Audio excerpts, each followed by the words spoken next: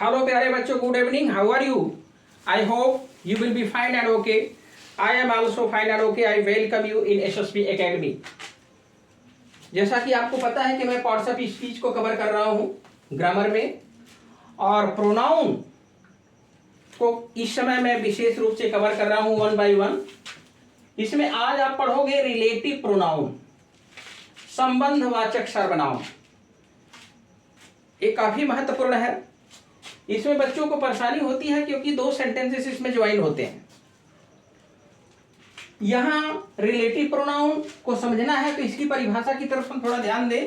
परिभाषा क्या कर रहा है? जो प्रोनाउन दो वाक्यों को जोड़ता है, जो प्रोनाउन दो वाक्यों को जोड़ता है तथा अपने पहले आए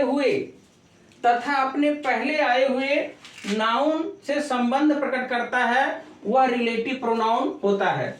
जैसे रिलेटिव प्रोनाउन में आपका who, whose, whom, which, that, and what. और ये ध्यान देना है कि ये जो रिलेटिव प्रोनाउन आप लगाओगे, और रिलेटिव प्रोनाउन से पहले एक चीज ध्यान देना है, इनके पहले नाउन या प्रोनाउन आना आवश्यक है. अगर इन रिलेटिव प्रोनाउन से पहले नाउन या प्रोनाउन नहीं आया तो वाक्य आपका गलत हो जाएगा. इसलिए इस बात का ध्यान दीजिए, इनके पहले नाउन या प्रोनाउन आना आवश्यक है जो एंटीसीडेंट होता है. एंटीसीडेंट का मतलब होता है पूर्ववर्ती. इसी एंटीसीडेंट जो नाउन या प्रोनाउन आएगा, उसी नाउन या प्रोनाउन से आगे की जो क्रिया होती है वो रखी जाती है. तो सेंटेंस के माध्यम से देखोगे इसकी परिभाषा. अच्छा, एक चीज और ध्यान देंगे यहां पर हम कि इनका प्रयोग किस किस लिए किया जाता है. देखिए, हु, हुज, हुम ऑलरेडी भी मैं आपको बता चुका हूं कि इनका प्रयोग व्यक्तियों के लिए होता है. हाँ, हालांकि कभी कभी हुज का प्रयोग जैसे होता है, कभी कभी निर्जीव बेजान चीजों के लिए कर देते हैं, जैसे this is the problem which solution is very difficult. ठीक है, तो वैसे ये विशेष रूप से व्यक्तियों के लिए होता है. हु, हुज, हुम का प्रयोग व्यक्तियों के लिए, विच का प्रयोग निर्जीव पशु पक्षी के लिए, दैट का प्रयोग व्यक्ति या वस्तु के लिए, एज का प्रयोग सेम या सच के पश्चात किया जाता है, व्हाट का प्रयोग रिलेटिव प्रोनाउन में देखेंगे तो सिर्फ वस्तु के लिए होता है. अब सवाल ये उठता है कि ध्यान से समझने की कोशिश करेंगे कि जो परिभाषा हमारा कह रहा है, क्या उस परिभाषा के तहत हमारे सेंटेंसेस आए हैं कि नहीं आए हैं. अगर आए हैं तो कहाँ गलती होता है, कहाँ हम कहाँ उस गलती का समाधान हम ढूंढते हैं, कैसे सॉल्यूशन मिलता है, कैसे उसको सॉल्व करते हैं, कैसे परीक्षा में आता है, कैसे उसको हम समझने की कोशिश करते हैं कि रिलेटिव प्रोनाउन है. इस सारी चीज का राज आप इस एग्जाम्पल के माध्यम से समझोगे. तो जैसा आप स्पष्ट जान लो कि दो वाक्यों को जो प्रोनाउन जोड़ता है वही रिलेटिव प्रोनाउन है और नाउन से अपना संबंध प्रकट करेगा. नाउन या प्रोनाउन दोनों होता है, याद रखिएगा. सिर्फ नाउन अगर नहीं, प्रोनाउन भी होता है. ये प्रोनाउन की तरफ भी आप ध्यान दीजिएगा. प्रोनाउन भी आएगा मैं आपको बताऊंगा उसमें. तो अब जैसे पहला सेंटेंस, आई सा ए बॉय. अच्छा, एक चीज और ध्यान दीजिएगा, इसका उच्चारण जो होता है, ध्यान दीजिएगा, ये बताना मैं भूल गया, इनका उच्चारण ज से किया जाता है. जैसे हु का मतलब आप कौन नहीं बोलोगे, जो. हुम का मतलब जिसका, हुम का मतलब जिसे, विच का मतलब जो, दैट का मतलब जो, एज का मतलब जो, व्हाट का मतलब जो. अब सवाल ये उठता है कि किसके लिए प्रयोग किया जाता है, ये मैं यहाँ पे लिख दिया हूं. तो इनका उच्चारण आप ज से करिएगा. इस चीज का मेंशन मैंने यहां पर आपका कर दिया है. इनका उच्चारण ज से होता है, याद रखिएगा. ये ज, क से मत करिएगा. ओके. जैसे आई सा ए बॉय, मैंने एक लड़का देखा जो ब्लाइंड था. अब इस वाक्य में समझिए, अब आपका एक सेंटेंस देखिए यहां जुड़ा हुआ है और एक सेंटेंस आपका इधर जुड़ा हुआ है. अब देखिए आपको कहना क्या है कि मैंने एक लड़के को देखा जो किसको रिफर कर रहा है, बॉय को. तो बॉय को रिफर कर रहा है, तो बॉय आपका नाउन हुआ. और इसी को याद रखिए, इसी को एंटीसीडेंट कहते हैं और इसी के अनुसार याद रखिए, इसी के अनुसार आपकी सहायक क्रिया आती. अगर यहाँ बॉयज होता तो वर हो जाता. इस चीज का ध्यान दीजिएगा. आई सा ए बॉय, मैंने एक लड़का को देखा जो अंधा था. तो यहां पर इसका उच्चारण क से नहीं करेंगे, इसका उच्चारण जो से करेंगे. और जो क्या कह रहा है कि अपने पहले आए हुए नाउन से संबंध प्रकट करता है। तो जो का मतलब संबंध किससे दिखा रहा है? बॉय से। जो किसको संकेत कर रहा है? यहाँ पे बॉय को। तो ये बॉय ही हमारा क्या कहलाएगा? एंटीसीडेंट कहलाता है। इस चीज को ध्यान दीजिएगा। और यही एंटीसीडेंट जो नाउन या प्रोनाउन यहाँ होता है उसी के अनुसार यहाँ सहायक क्रिया आती है, मुख्य क्रिया आती है। इस चीज पर ध्यान दीजिएगा। तो यहाँ पर आप देखें कि दो सेंटेंसेस को ऐड किया गया और इसमें आप जो से बना रहे हैं तो ये आपका कौन सा कहलाएगा? रिलेटिव प्रोनाउन कहलाएगा। तो अब रिलेटिव प्रोनाउन हुआ कौन? याद रखिए, हु रिलेटिव प्रोनाउन हुआ और किसको संकेत कर रहा है? बॉय को। अब बॉय हमारा क्या हुआ? एंटीसीडेंट। और इसी एंटीसीडेंट के अनुसार यहाँ सहायक क्रिया, मुख्य क्रिया आता है। तो यहाँ अगर बॉयज हो जाता तो यहाँ वर हो जाता है। ओके, नेक्स्ट एग्जांपल देखते हैं। इट इज आई, मैं हूं। इट इज आई, मैं हूं। हु हैव डन इट, जो इसको किया। देखिए परीक्षा में क्या करता है, यहां पर ये इट इज आई, ये मैं हूं जो किसको संकेत कर रहा? प्रोनाउन की तरफ। ये क्या है? मी। मैंने क्या बताया कि इसके पहले कोई नाउन या प्रोनाउन आना आवश्यक है। इनके कंजक्शन के पहले कोई नाउन या प्रोनाउन नहीं आया तो वाक्य गलत हो जाएगा। इस चीज को एक दिमाग में बैठा लीजिए। ओके, तो इट इज आई, मैं हूं। Who have done it. तो जैसे यहाँ पे आई आया है तो उसके अनुसार है। परीक्षा में क्या करता है? इसको हैज लिख देता है भाई। अब हु के अनुसार तो हैज सही माना जाएगा, लेकिन नहीं, आपको यहाँ आने वाली सहायक क्रिया किसके अनुसार आएगा? एंटीसीडेंट के। एंटीसीडेंट क्या है? आई। अब यहाँ प्रोनाउन आ गया तो नाउन या प्रोनाउन इसके पहले आना आवश्यक है। अगर नहीं आएगा तो वाक्य आपका गलत हो जाएगा। इसलिए आप ध्यान दीजिएगा, अगर यहाँ पे आपको परीक्षा में पूछ देता है अगर दे दिया तो समझ लो गलत है। अब आपको आई के अनुसार यहाँ पे आएगा यहाँ पे क्रिया, तो ये इसके अनुसार आपका क्या होगा? हैव। इस चीज का आप ध्यान दीजिएगा। समझ रहे हैं कि नहीं? तो ये आपको इट इज आई और who have done it, it sentence क्या कर रहे हैं? हु से क्या ज्वाइन हो रहा। तो ये हमारा हु क्या हुआ?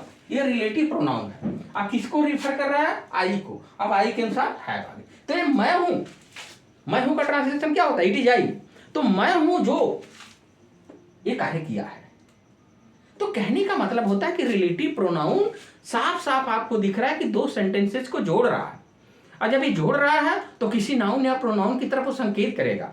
और जो नाउन और प्रोनाउन की तरफ संकेत करेगा वही हमारा एंटीसीडेंट कहलाएगा, वही हमारा पूर्ववर्ती। ANTECEDENT ऊपर लिख दिया मैंने, पूर्ववर्ती। तो जो पुरोगामी शब्द होते हैं, पूर्ववर्ती जो होते हैं, उसी के अनुसार सारे कार्य करने पड़ते हैं। मोहन बाट ए कैमरा। यहां देखिए, मोहन ने कैमरा खरीदा। अब विच वाज वेरी कॉस्टली। अब यहां पर क्योंकि यहां पर बॉय था इसलिए हमने हु लिखा, विच नहीं लिखा। यहां पर हमने आई है, वो भी कोई व्यक्ति है, इसलिए हमने हु लिखा। अब ये कैमरा हो गया, कैमरा निर्जीव चीज हो गया, इसके लिए क्या लिखा? विच। अब विच ये हमारा कैमरा क्या कहलाएगा? ये एंटीसीडेंट कहलाएगा। अब इसके अनुसार सहायक क्रिया की क्या आई? वाज। तो अब आपका रिलेटिव प्रोनाउन क्या कहलाया? विच। तो मोहन ने एक कैमरा खरीदा जो बड़ा कॉस्टली था, बड़ा कीमती था। जो का उच्चारण, ज का उच्चारण आ रहा है। तो ये देखिए ज कह रहा है, ये इसको विच को मत कर दीजिएगा। कौन सा मत कहिएगा? जो किसको बता रहा है? कैमरा क्या है? नाउन। आ गया नाउन ना। तो यहां इसके पूर्व जितने लिखे गए हैं ये whom, which, that, as, what, इसके पहले नाउन या प्रोनाउन आना आवश्यक है। ये मैं बार बार कह रहा हूं। तो मोहन बॉट एक camera which was very costly. अब विच किसके लिए लगता है? निर्जीव वस्तु के लिए या पशु पक्षी के लिए। विच लगा दीजिए, या हु नहीं लगा सकते क्योंकि कैमरा है। इस कैमरे के अनुसार यहां सहायक क्रिया आएगी वाज। कैमराज होता वर हो जाता। एवॉइड सच बॉयज, इंपरेटिव सेंटेंस है। एवॉइड माने एवॉइड करिए, सॉरी एवॉइड माने नजरअंदाज करिए, ध्यान मत दीजिए, एवॉइड करिए। सच माने ऐसे बॉयज माने लड़कों से हु वेस्ट जो बर्बाद करते हैं दियर टाइम। तो एवॉइड यानी एवॉइड इंपरेटिव सेंटेंस, आप एवॉइड करो, ध्यान मत दो। सच देखिए, सेम या सच की बात याद रखिए। यहाँ सेम या क्या कहा गया है? आपसे एज का प्रयोग सेम या सच के पश्चात किया जाता है। तो यहां पर आपको ध्यान देना है कि अगर आपका सेम सच आ गया तो यहां जो की अंग्रेजी आपकी क्या लिखी जाएगी, ये ध्यान दीजिएगा। यहां पर आपका क्या मिसिंग है आप समझ लो। यहां मैंने जानबूझ के गलती किया है कि यहां लोग गलती करते हैं, तो इस गलती को आपको समझना है कि अगर सेम या सच आया तो यहां हु नहीं होगा, क्या होगा भाई? एज होगा, जो की अंग्रेजी क्या लिखी जाएगी, एज लिखी जाएगी। परीक्षा में ऐसे गलती करता है, यहाँ एज होगा। एज किसको कहेगा, जो, यानी एवॉइड माने दूर रहो, सच माने ऐसे, बॉयज माने लड़कों से, जो। एज का मतलब क्या है, जो वेस्ट माने बर्बाद करते। देखिए यहाँ बहुवचन है तो यहाँ बहुवचन, यहाँ एक वचन होता वेस्ट सब हो जाता। अब देखा दियर आया है, बॉयज के अनुसार, दे के अनुसार अपनी की अंग्रेजी क्या है, दियर। तो उन बच्चों से दूर रहिए जो अपना समय बर्बाद करते हैं। तो इस चीज को ध्यान दो कि सेम या सच अगर आ गया तो सेम या सच के बाद यहाँ जो की अंग्रेजी एज लिखी जाती है, हु नहीं लिखी जाती है। और आपका एंटीसीडेंट क्या कहलाएगा इसमें, बॉयज। इस बॉयज के अनुसार क्या है, वेस्ट आया। तो यहां देख रहे हैं एक सेंटेंस यहां, एक सेंटेंस यहां, क्या हो रहा है, जुड़ रहा है। यानी आप अगर ध्यान से देखोगे तो उसमें आपको समझ में आएगा एक प्रिंसिपल क्लॉज और एक सबऑर्डिनेट क्लॉज ज्वाइन हो रहा है। हालांकि वो बड़ा विस्तृत नियम है, वो बाद में आपको कवर करेंगे, प्रिंसिपल क्लॉज सबऑर्डिनेट क्लॉज। यानी आपको ध्यान देना होता है कि हमें रिलेटिव प्रोनाउन को समझना है, ठीक है। तो अब यहां पर देखिए कभी कभी होता है कि जिस नाउन को संकेत करता है उसी के पहले इनको रिलेटिव प्रोनाउन को हम उसी के बाद सेट करते हैं। अब देखिए यहाँ पे दोज, ऐसे लोग जिनको भगवान प्रेम करते हैं, जिनको भगवान चाहता है, वो डाइजियन, वो बहुत जल्द मर जाते हैं। कभी कभी गॉड्स भी करके आता है, देवदूत। तो कहने का मतलब है कि जिसको मतलब किसको, इनको। तो अब कहने का मतलब ये हो गया कि अब भगवान जिनको लव करता है, भगवान जिनको प्रेम करता है वो बहुत जल्दी उनकी मौत होती है। एक कहावत है, नॉर्मली बात है, यह सेंटेंस समझने की बात है। तो ये दोज हूं जिनको भगवान लव करता है। अब ये देखिए, अब ये आपका जो ये दोज के, अब आपको ध्यान देना है कि अब इसके अनुसार, ये दोज के अनुसार यहाँ डाई रहेगा कि डाइज रहेगा, आप ये बताओ, ध्यान दीजिए, क्योंकि मैं बार बार आपसे ध्यान दे रहा हूं कि एंटीसीडेंट के अनुसार ही वर्ब आएगी। यहां तो भगवान के लिए लफ्ज हो गया, ठीक है। यहां आपकी क्या गलती है, ये गलती देखो, यहाँ जो दो आया है तो बहुवचन है, और यहाँ आपका एक वचन कर दिया गया। यहाँ से यस हटाएंगे, अन्यथा एक वचन हो जाएगा। अगर यहाँ एक वचन होता तो यहाँ भी तो यहाँ आपका बहुवचन है, इसलिए आपका यहाँ भी डाई भी बहुवचन रहेगा। तो दोज हूं जिनको भगवान लव करता है, डाई जल्दी मर जाते। तो आप कहने का मतलब होता है कि कर्ता के पास यहाँ पर जो होता है, इसके बाद हम लाकर के इसको बैठाते हैं। दिस इज द मैन, ये वही इंसान है, whose watch is was lost, ये वही इंसान है जिसकी क्या है, वॉच लास्ट हो गई, खो गई। तो कहने का मतलब दिस इज द मैन, ये वही इंसान है, हुज संबंध दिखा रहा, जिसकी घड़ी, हुज संबंध कारक होता है, हु जानते हैं नॉमिनेटिव केस होता है, हु आपका ऑब्जेक्टिव केस होता है, और हुज आपका पजेसिव केस होता है। तो कहने का मतलब हो रहा है कि दिस इज द मैन, ये वही इंसान है, हुज जिसकी वॉच माने घड़ी, वॉच लास्ट माने खो गई। तो यहाँ पर एंटीसीडेंट कौन हुआ, आपका मैन हुआ। इस मैन के अनुसार यहाँ पे क्या हो गया, वॉच हो गया। तो अब आपका रिलेटिव प्रोनाउन क्या हो रहा है, हुज हुआ। अब यहाँ पे the book that you gave me is very useful, यानी किताब दैट जो यू गेव मी मुझे दिया, इज वेरी यूजफुल। अब देखिए यहाँ पर इस किताब के अनुसार आपकी सहायक क्रिया यहाँ आई है, ये ध्यान दीजिएगा।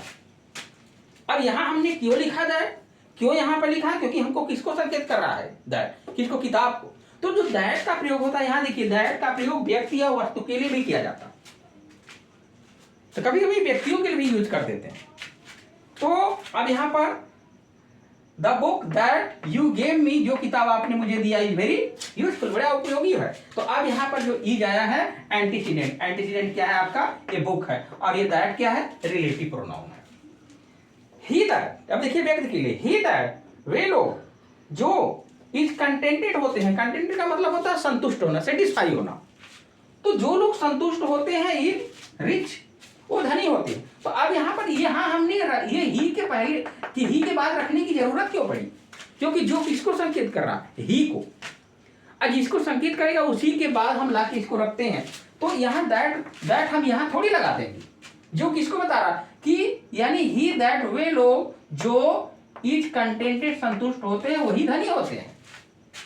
इस व्यक्ति को धनी बताया गया। तो ही एक वचन में है, ही क्या है, एंटीसीडेंट। मैंने क्या कहा कि इसके पहले नाउन या प्रोनाउन आएगा, नाउन ही प्रोनाउन ही आ रहा है, कोई तीसरी चीज नहीं आ रही है। आप देख लो यहाँ पे बॉय नाउन आ रहा है, अब यहाँ पे आई नाउन आ रहा है, आई प्रोनाउन आ रहा है, ये आपका कैमरा नाउन आ गया, ये बॉयज नाउन आ गया। यहाँ पे देखिए ये क्या हो गया, दो जानते हैं ना प्रोनाउन होता है कि नहीं होता, डिमॉन्स्ट्रेटिव प्रोनाउन।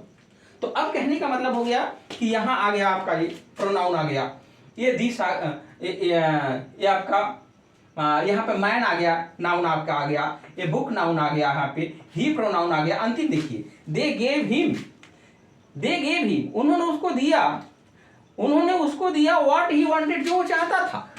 तो कहने का मतलब जो वह चाहता था, जो किसको, हिम को। अब हिम क्या है, एंटीसीडेंट, व्हाट क्या है, रिलेटिव प्रोनाउन। तो ये रिलेटिव प्रोनाउन होते हैं, ऐसे तमाम सेंटेंसेस आप देखोगे बनाओगे और जैसे उसका उच्चारण होता है। तो ये रिलेटिव प्रोनाउन आप बहुत गहराई से समझने की कोशिश करिएगा। क्या कह रहा है कि जो प्रोनाउन दो वाक्यों को जोड़ता है तथा अपने पहले आए हुए नाउन या प्रोनाउन, आप समझ लीजिए प्रोनाउन भी आप याद रखो, प्रोनाउन से संबंध प्रकट करता है, वह रिलेटिव प्रोनाउन होता है। और क्या खासियत है, इसको नोट में मैंने लिख दिया है और एग्जाम्पल भी आपके सामने है। और याद रखिएगा, नाउन या प्रोनाउन जो उसके पूर्व आएगा वही हमारा क्या कहलाएगा, एंटीसीडेंट। ये इसके पूर्व जो आ रहा है एंटीसीडेंट, और ये हमारा क्या हो रहा है, प्रोनाउन हो रहा है। ओके, तो thanks for watching, good luck, bye bye.